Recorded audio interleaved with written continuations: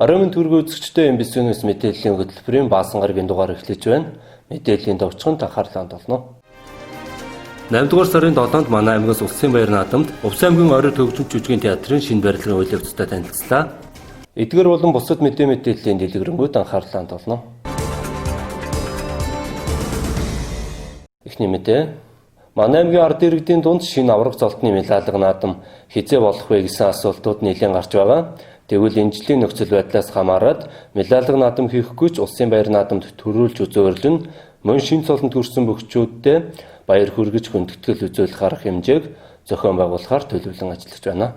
Энэ жилийн ардын урсгалын 99 жилийн он баяр наадмаар Увс аймгийн бөхчүүд өнгөтэй сайхан барилдаж, давс сумын харьяад улсын арслан бүрэн төгс төрүүлж, улсын аврах цол хүртсэн бол ховд сумын харьяад улсын аврах Батсүр үзэрлэж, мөн Тис сумын харьяад аймгийн арслан Мөнх баяр тав давж, улсын начин цолны болцол хангаж, Увс нутгийнхаа ард түмнийг баярлуулсан сайхан наадам болсон. Тэгвэл баяр наадам болсноос хойш нэлээдгүй хугацаа өнгөрч байхад шинэ аврагын цолны мэлалга наадам хизээ болох вэ гэсэн асуултууд ард иргэдийн дунд нэлээд гарч байгаа. Энэ жилийн хувьд коронавирусын халдварын онц дэглэмтэй үе тохиож байгаатай холбоотой аймгийн удирдлагуудын зүгээс эдгээр өгчүүддээ цолны мэлалга наадам хийхгүйгээр хүндэтгэл үзүүлж баяр хүргэх арга хэмжээг зохион байгуулахаар төлөвлөн ажиллаж байна.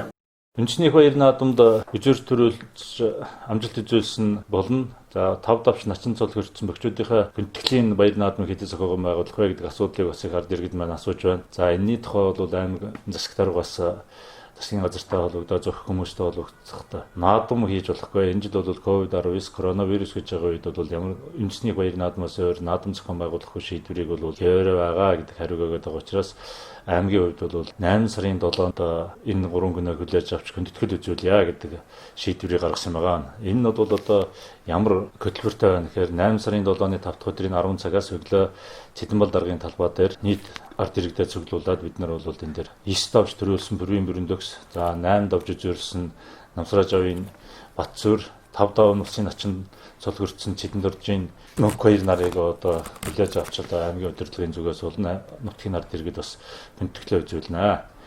За энэ дээр бол энэ үүсэж байгаа нөхцөл байдалтай холбоотойгоор ямар нэгэн одоо бүх барилдаж, морь уралдаж, наадмын үйл ажиллагаа болохгүй энэ дээр урлагийн номер одоо тоглолтууд болох юм байгаамаа. За маргааш нь юу 8 сарын 8-нд одоо давсцсум мөн одоо давсцсумаас төрсөн улсын аварга хүндэтгэлээ авах үйл ажиллагаа болно. Энэ дээр бол бас давсцсумынхаа баяр наадмын талбайд одоо бүрэн төгс аваргынхаа төрсөн нутагт нь алдар цолыг нь алдар шуулан дуудаад, за мөн урлагийн тоглолтууд бусад үйл ажиллагаанууд явагдаад одоо сумын хүндэтгэлийн үйл ажиллагаас өндөрлөхөөр ингээд төлөвлөгтэй ажиллаж орж байна. Увс аймгийн ард иргэдийн хувьд 8 дугаар сарын 7-ны өдөр Улсын баяр наадамд амжилттай барилдсан эдгээр бөхчүүдтэйгээ уулзаж баяр хүргэх боломжтой юм. 8 дугаар сарын 8-ны өдөр улсын аврах бүрэн төгсөд түүний төрж өссөн нутгийн ард иргэд хүндэтгэл үзүүлэх ёслол давс суманд зохион байгуулагдахаар болсон байна.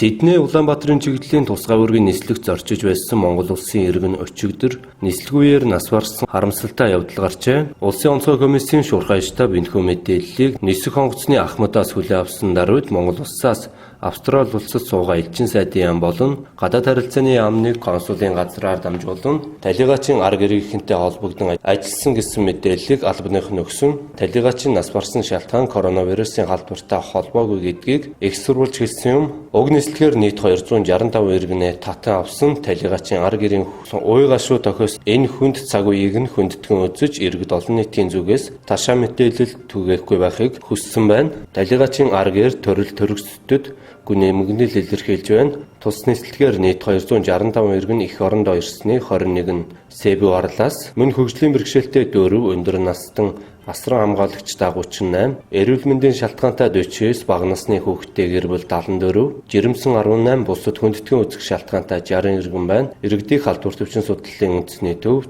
цэргийн төв өмнөлөг, онцгой байдлын ерөнхий газрын харьяа, давтан сургалт цэргийн заслын төвийн онцгой жаргалант цовлол болон Мөнх устай, налгар, алтай, оринтол зочид буудалд 21 хоног тусгаарлаа.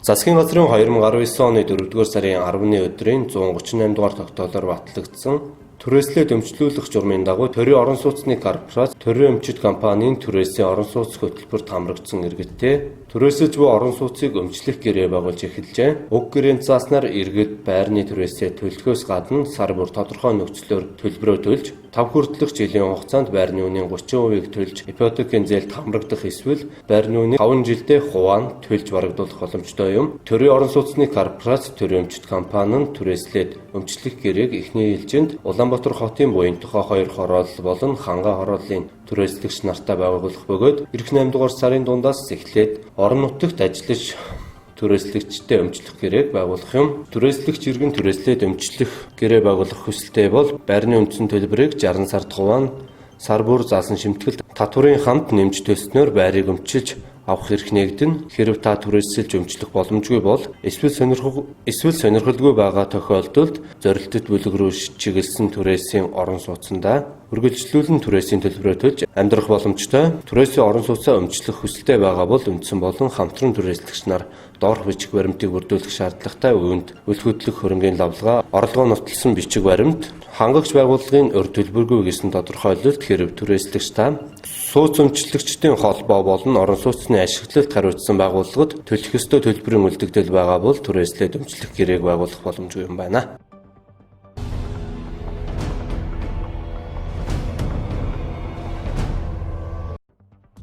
Нийслэлийн эрүүгийн хэргийн давзаалдах шатны шүүх өчигдөр им инх сайханд холбогдох хэргийг хянан хэлэлцэж анхан шатны шүүхийн шийдвэрийг хэвээрүүлдээлээ. Тодруулбал эрүүгийн хуулийн тусгай ангийн 19-ийн 6 дугаар зүйлийн 1-22-ийн 1-р зүйлийн 1-2 дахь хэсэг зааснаар яллах дүгнэлт үйлдэж ирүүлсэн эрүүгийн хэргийг шүүгдэгчийн өмгөөлөгчдийн гомдлоор хянан хэлэлцэн Сүхбаатар дүүргийн эрүүгийн хэргийн анхан шатны шүүх инх сайханд холбогдуулан яллах дүгнэлт үйлдэн ирүүлсэн эрүүгийн хуулийн тусгай ангийн 19-ийн 6 дугаар зүйлийн 1 дахь хэсэг заасан үйлдэлийг тусгаарлаж нэмэлт мөрдөн шалгах ажиллагаа хийлгэхээр прокурор буцааж эрүүгийн хуулийн тусгай ангийн 22-ийн 1-р зүйлийн 1 дахь хэсгийн мөн хуулийн 22-ийн 1-р зүйлийн 2 дахь хэсэгт нэгтгэх нь шүүгдэгч им инх сайханд нийтийн албанд томилогдох эрхийг 4 жилийн хугацаагаар хасаж 4 жил 6 сарын хугацаагаар хоригхиалаар шийдгэж эрх хасах ялыг хугацаатай хоригхиал эдэлж дууссан цагаас эхлэн тооцох шийдвэрийг гаргалаа.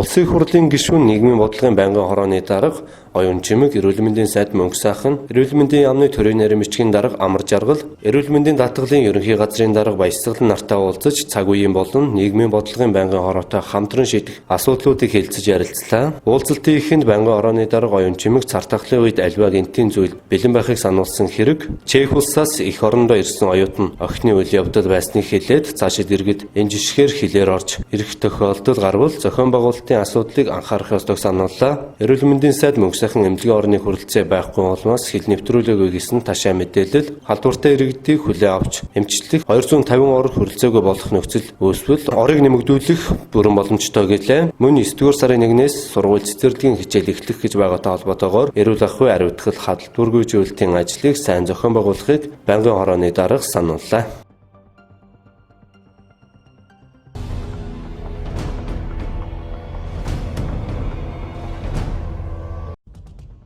Боловсрол шинжилгээ ухааны сайд Сэдэвсүрэн Монголын хувийн хвшлийн бага дунд сургуулиудын холбоо, Монголын хувийн хвшлийн цэцэрлэгүүдийн өсгөн байгуулагчдын холбоо, Монголын хувийн хвшлийн цэцэрлэгүүдийн холбооны төлөөллийг өрж уулзлаа. Сайд Сэдэвсүрэн 2020-2021 оны хичээлийн жил цар тахлын нөхцөл байдал өндөржүүлсэн бэлэн байдлын үед эхлэх гэж байна. Тэр хувийн хвшлийн хамтын ажиллагаа эцэгчүүдийн оролцоо дэмжлэгтэйгээр нийгмийн нэн сорилтыг хамтдаа даван туулах ёстойг онцоллоо. Боловсролын үйлчилгээг иргэнд хүргэх зорилго бүхий төрийн бус өмчийн сургууль цэцэрлэх тодорхой дэмжлэгийг төрөөс үзүүлэн тухайлбал хүүхдийн эрүүл ахуйг хангах, халдвараас урьдчилан сэргийлэх зорилгоор өмчийн хэлбэр харгалзахгүйгээр бүх сургууль цэцэрлэгийн хичээлийн баримт 3-аас доошгүй удаагийн халдваргүй үжилт хийх зардлыг төрөөс шийдвэрлэхээр ажиллаж байна гэлээ. Төрөөс хувийн сургуулийн цэцэрлэгүүдийн сургалтын төлбөр тогтооход шууд оролцох эрх зүйн боломжгүй ч эцгэх асран хамгаалагчдад санхүүгийн дарамт үүсгэхгүйгээр харилцан тохиролцож гэрээ байгуулан уян хатан шийдвэрлэхийг зөвлөлөө. Дараагийн мэдээ. Сүүлийн жилүүдэд Увс аймагт улсын төсвийн хөрөнгө оруулалттай бүтээн байгуулалтын ажлууд нэлээд олон хийгдэж байгаа. Тэдний дундаас хамгийн их ач холбогдолтой барилгуудын нэг болох Увс аймгийн Ойрот хөгжим жүжигний театрын шинэ барилгын үйл явцтай танилцлаа. Тус барилгын ажил 50 гаруй хувьтай явагдаж байна. Увс аймгийн Ойрот хөгжим жүжигний театрын шинэ барилгын ажлыг сүүлийн үеийн интерьер дизайн бүхий зураг төслийн дагуу Дүртүүл компани хийж гүйцэтгэж байна. Одоогийн барилдаж байгаа Ойрот хөгжим жүжигний театрын барилга 1957 онд Улаангом хот 3000 орчим хүн амттай байх үед соёлын ордны зориулалтаар ашиглалтанд орж байснаас хойш өдгөө 63 жилийн нүүрийг үзээд байгаа юм а.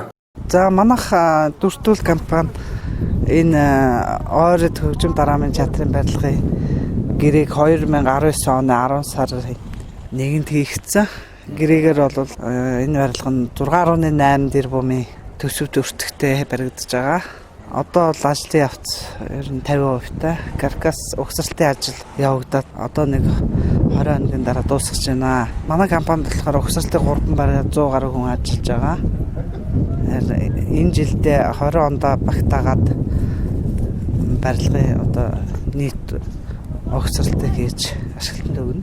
Манай энэ Ойрот дараамын театрын зургийг Үлзээш компанид хийгдсэн зургийн компани. Энэ театр нь бол одоо Монгол улсад анх удаа шинэ зургаар хийгдэж байгаа. Орчин үеийн иргэдэг тайцтай одоо гослог хөгжимчд бас дээшээ өргөдөж гарч ирдэг шин шийдлүүд орсон дизайнтай ийм барилга байгаа. Тэр технологийн талын зураг нь бол одоо хийгдэж байгаа. Энэ бол 21 оны төсөв суугдаж дараа жил хийгдэх. Энэ жил болохоор ерөнхийдөө барилга маань ашиглалтанд орно.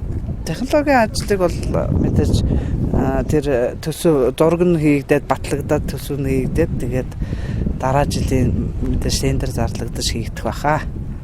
Дүртүүл компани барилгын ажлыг гүйцэтгэхэд шинэ төрлийн коронавирусын нөхцөл байдлаас үүдэлтэй материал техникийн хүндрэлтийн асуудал ганцны гарч байгаач тухайн үеийн шаардлагатай санхүүжилтээ аваад асуудлыг шийдэж байгаа тул барилгын ажил маш амжилттай явагдаж байгааг онцолж байсан юм. Энэхүү орчин үеийн цогц шийдэл бүхий театрын барилга ашиглалтанд орсноор Увс аймгийн театрын хөгжил нэгэн шинэ ахисан түвшинд очихоос гадна манай аймгийн ард иргэдийн хувьд театрын үйлчилгээг авах маш таатай орчин нөхцлүүд бүрдэх юм а.